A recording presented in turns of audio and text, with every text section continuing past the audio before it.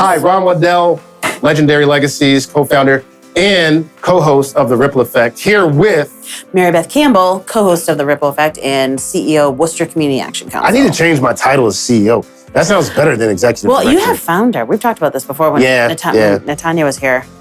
We talked about titles, and I shared why I couldn't care less about what someone calls me. And as I often say, I'm sure a lot of people call me a lot of things. But it was doing it in more solidarity. So, but you have the founder. I do have that in there. I don't have that. That's the founder and CEO, though. That's like...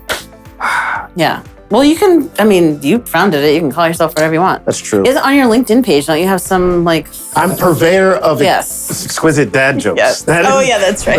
That is what my title is. Oh, I was with It makes you memorable. That's why. I was with someone this weekend. We were talking about your dad jokes. Oh, my friend from Kickball, Michael, has been listening to the podcast, and he was sharing that he liked our dad jokes. And people at the recent summer soiree, what did we call that? I think it was soiree, the Greater Worcester. Is that the soiree at the Greater Worcester? Was down with COVID. That folks were telling me some of their own dad. They were like, hey, here's a dad joke for you. So I have those in my pocket, and I told folks I would give them the reference and the shout out, give them credit. It's their joke. I just get to put it on the platform. Well, I think that's what we want to talk a little bit about today. No doubt.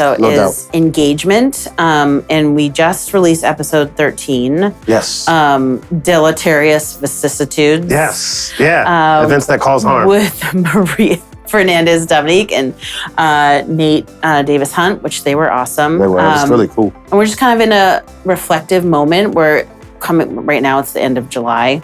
And we have 4 more episodes in the queue that are not released yet. So we have 4 more. We're like a year old too. Yeah, we've passed our year. Yeah. Because I was just looking at episode 1, which I think we did early July, maybe of last year, 2023. That's right. And so that was at the other spot.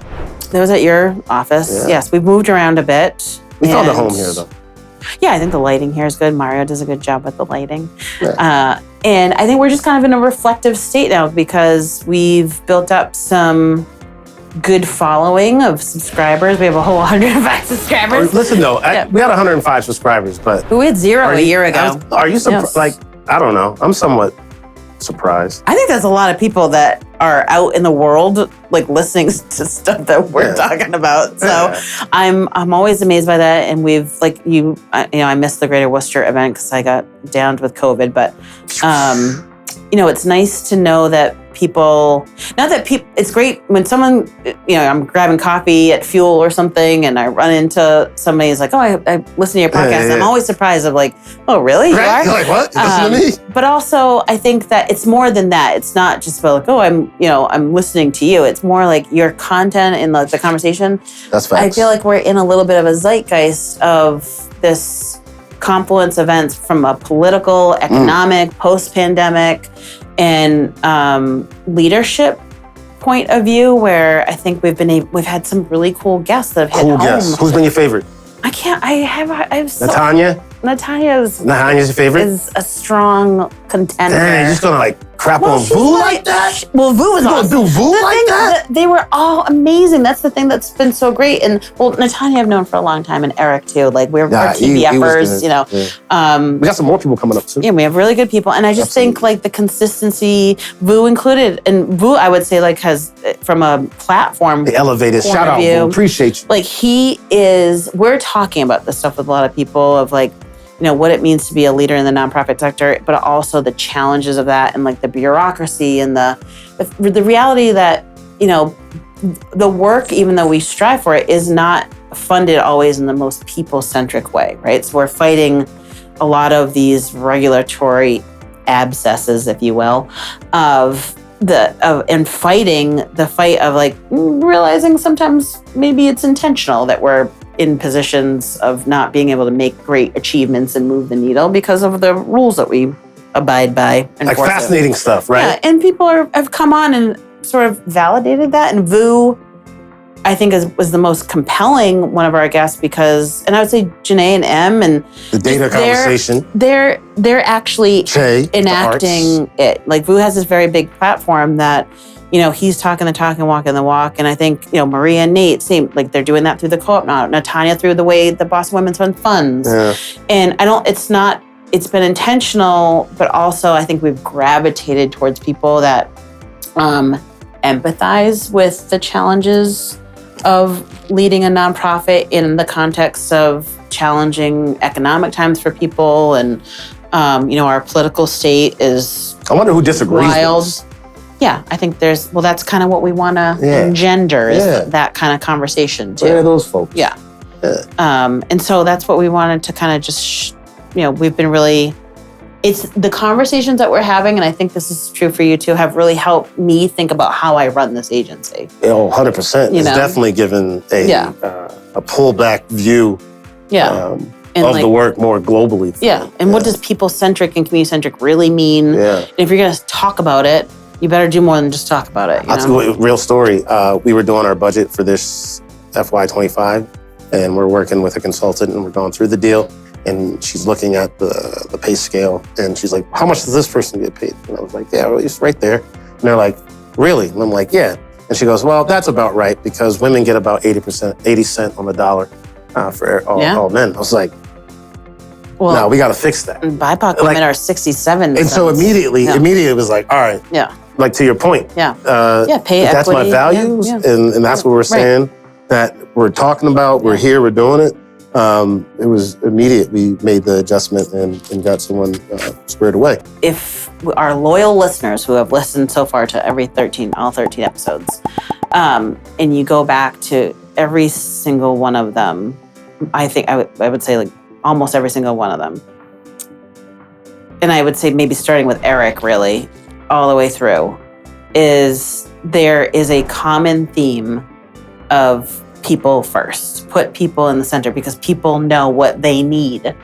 And that the juxtaposition of what we're dealing with is that our rule makers and funders make rules without often having the lived experience of what it's like to be homeless. And there is a lot of stereotype and assumption of how that person got to be homeless without accepting the root causes and the influences and impacts of how that person got from point A to point B to point Z to point, and there's no ownership other than blame in those scenarios because we haven't actually asked people like, what do you need? How did this happen? And how can we help versus how do we penalize? And I think, homelessness and housing is one issue. Sure. They're already calling. Yes. It's scam likely. But they're listening. They're listening to us. But I think that's the most consistent thread of what we're talking about is in leadership values, in organizational values, in advocacy values, in funding values, is if we can put people at the center who are most influenced and impacted, they could also actually most influence and impact how we do the work. I don't think like our respective whys, we have whys, we have like very valid whys, but the hows, like our 13 conversations have really helped me think about the how we're doing it. And helping me think about like how I'm shifting even some of the model here to be more consistent around those people first values. To that end, for me, it has, and I think our upcoming guest, Hildy, really gets to this. And probably, I think her conversation, if I had not favorite guest, but most impactful or paradigm shifting is not the word, but she crystallized for me a lot of the conversation into changing the question, the approach. Of looking at it, and the core question for me is how to be a catalyst for a movement instead of running an organization. And just simply broadening the lens to a movement. To me, an organization is very acute. And it focuses on the outcomes that are prescribed by those who deliver them. Whereas a movement is of the people, by the people, and allows them to actually move this thing forward. Because, I mean, it's the core of the work that we're doing, even with our participants now, is the way that we've chosen to invest in them and it's always been our philosophy. If you go back and look at our early videos, we always said that the solution to the problem is in the problem. Yeah.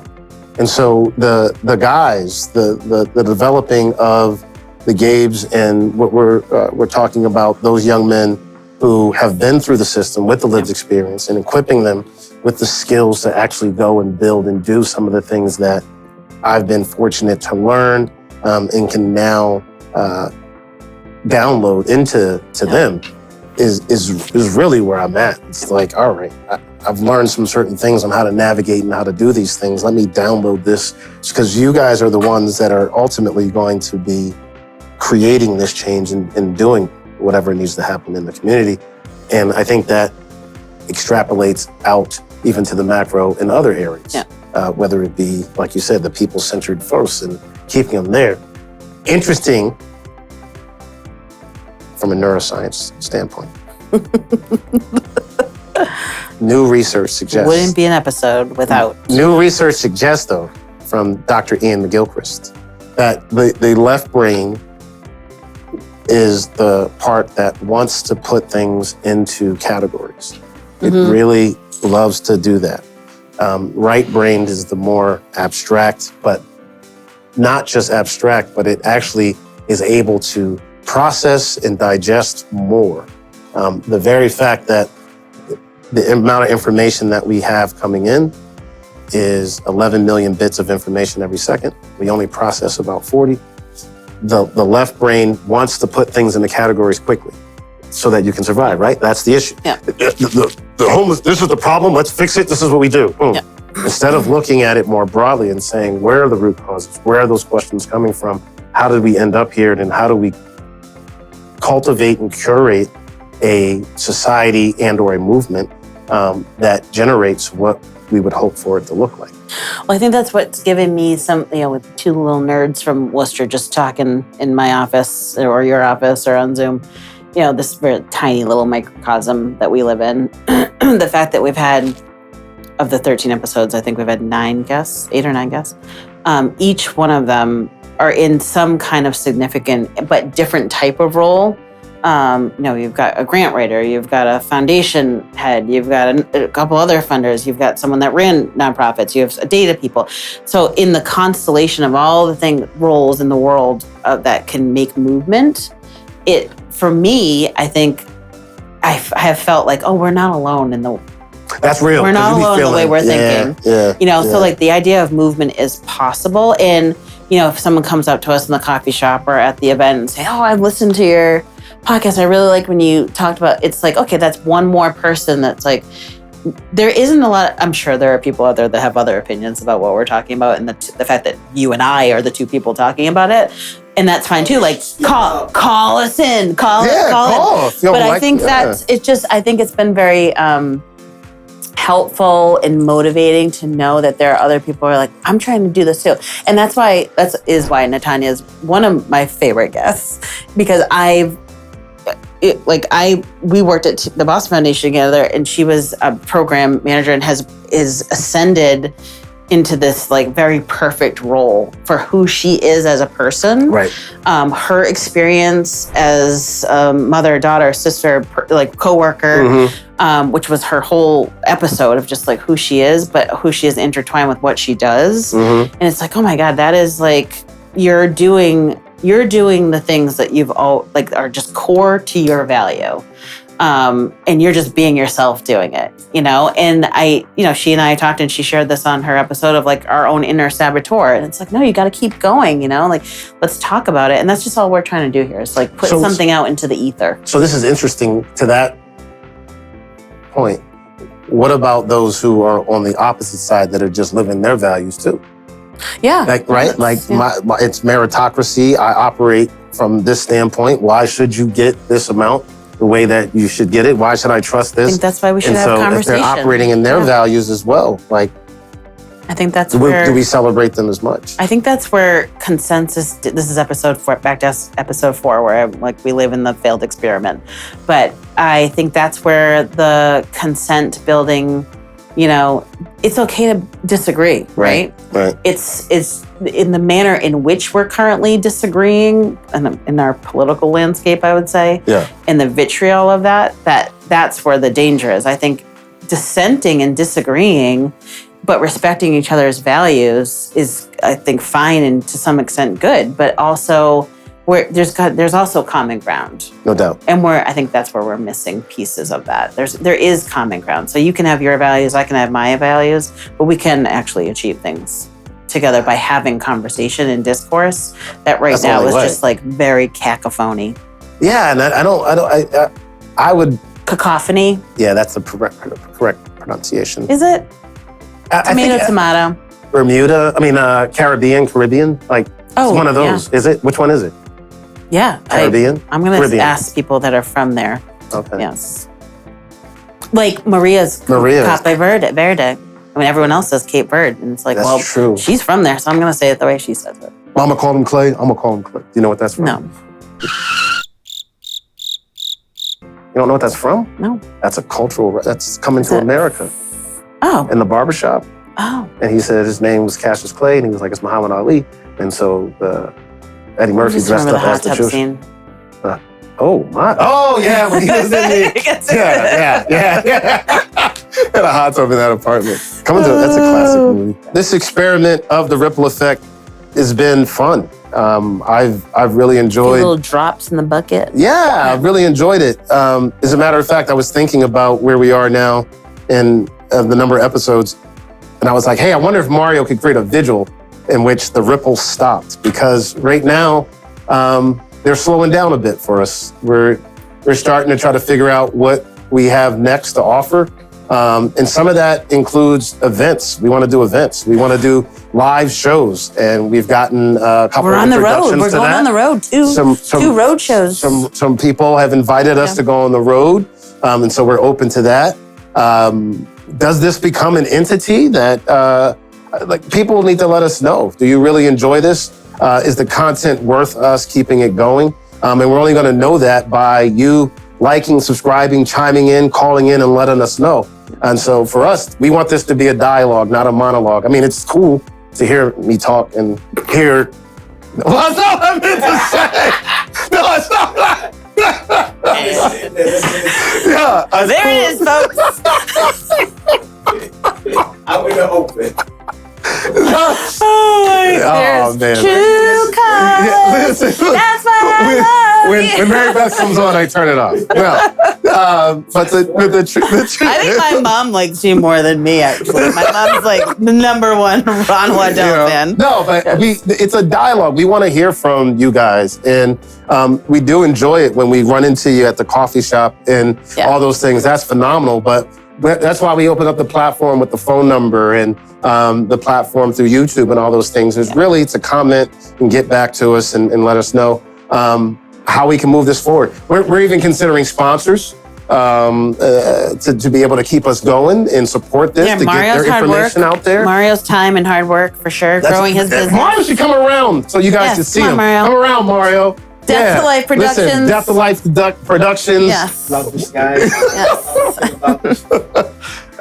And all those things. And so it's just been something that we have seen take off. We didn't know it was going to be here. We didn't know it was going to go like this. As we started, we thought we were going to have a 3-minute video that we were going to X out about. So X, Twitter. I think when we started it was Twitter, and now it's X. It was Twitter. And we're not on that platform. No. But we are X'd out. we are not. But yeah, I think that's where getting feedback from, and is it a movement? Can we create some kind of even local movement of coming together around our mutual needs as nonprofits and work closely together? I think there's been some little snippets of that for WCAC, certainly. Some things coming out of that. So yeah, we kind of just want to have more dialogue, more feedback, and more help doing the show too. Yeah, but thank you. We love you. It's been crazy, exciting to be able to do this. I think you said at one episode you find it therapeutic. I do too. Yeah. Just to come and just voice and talk. And then, all the joking aside, Marybeth brings a wealth of knowledge and experience to the conversation that I always leave the dialogue like, oh shoot, I didn't even think about it like that from that standpoint. Or I'll go back and listen to the episode in chunks and segments, and you offer share about your dating life. Yeah, give me feedback. Our feedback am I on that. turning red? Does that happen? It's weird. I think we challenge each other, which is why we make good co-hosts, because both were super chatty. We could go on forever. Loquacious. And loquacious and verbose. But also we challenge each other. So we're not two peas in a pod. Yeah. Yeah. So I'm like a lima bean. Yes, and I'm a green bean. Yes, no wax beans for us, but the wax beans grow well in New England. Yeah, they do. Green beans out of a can.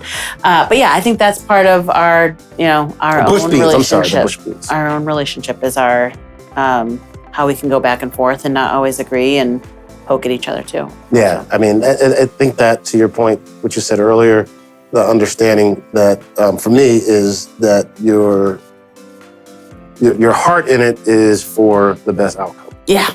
Right? Yeah. Just trying our best. I don't think I ever question or doubt that. I think you make the best decisions that anyone sees possible, and I think that's what you do and how you address all these things, and I can value that.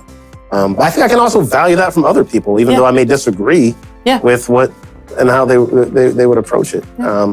But I'd love to have that conversation because it's the only way that I expand my perspective. We're learning. And learn in that way. So again, come learn with us. Yeah. Continue the water splashing down the stream. Row your boat. Yes. Yeah, and all those things. All right. You got any jokes?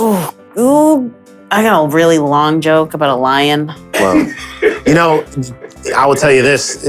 I got a centipede joke. One of the things that's real right now is that not a lot of people are called Lance these days. Lance? Yeah, but in the medieval times, people were called Lancelot. Yes, they were called Sir Lancelot. Yes, they were. Yeah. Yes. No, mine are storytelling jokes. I'm an Irish woman. My jokes are. We might have to cut I got snails. I got lions. I got centipedes. We're gonna have to cut this one. So this is the one someone came up to the ball because I have to reference, but maybe in the future. Special. Your doctor also shouldn't be licensed if that's what's happening. I told Sarah Shagroon, she goes, "That's malpractice." That is for sure. This part of the ripple effect is malpractice right now. Oh my God. But I recovered from that to actually have those students listen to me, which is so we'll be back with some more episodes, more guests. Yes, we have more guests, more episodes, more and we want to hear from you, more conversation. Yeah. Like, subscribe, share. Yep. Tell your mom. All of them. Yes. Grandmother. Great-grandmother. Oh, man. He'll edit it up. We're something. You're listening to The Ripple Effect, a nonprofit imperative with Ron Waddell and Marybeth Campbell. Be sure to like, subscribe, and share. We'll see you on the next one.